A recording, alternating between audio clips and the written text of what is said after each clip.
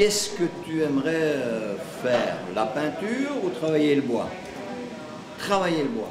Bruno, 13 ans, a déjà une solide idée de ce qu'il veut faire plus tard. Le travail du bois le fascine. Ce samedi, le jeune garçon visitait l'Institut d'Hydro afin de choisir les études correspondant à sa vocation.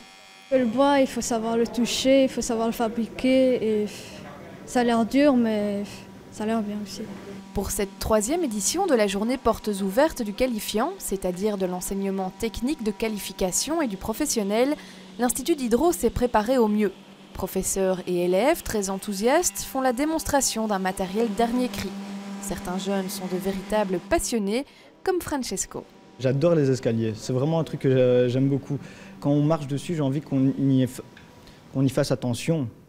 J'ai pas envie qu'on marche dessus comme si c'était une bête œuvre. J'ai envie vraiment qu'on fasse gaffe sur quoi on marche. Là maintenant, je travaille dans une société qui fait des bateaux en bois, des hélices d'avion. Et pour l'instant, on travaille sur des ailes d'avion de la Première Guerre mondiale en fait. Et donc il y en aura un qui sera pour le musée de l'air à Bruxelles et 2 autres qui sont pour la Nouvelle-Zélande en fait pour Peter Jackson. Victime parfois d'une image négative, l'enseignement qualifiant est pourtant souvent la garantie de trouver un emploi à la clé. Cette école a pu se mettre à la page et enseigne les techniques de construction écologique et même passive, le tout porté par un corps enseignant très investi.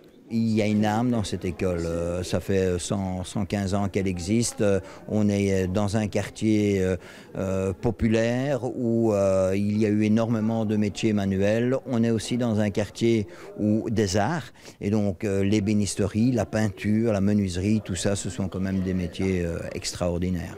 Tout réseau confondu, 32 écoles du qualifiant ouvraient leurs portes ce samedi à Bruxelles, de quoi convaincre les jeunes et leurs parents que les métiers manuels ont plus d'un attrait.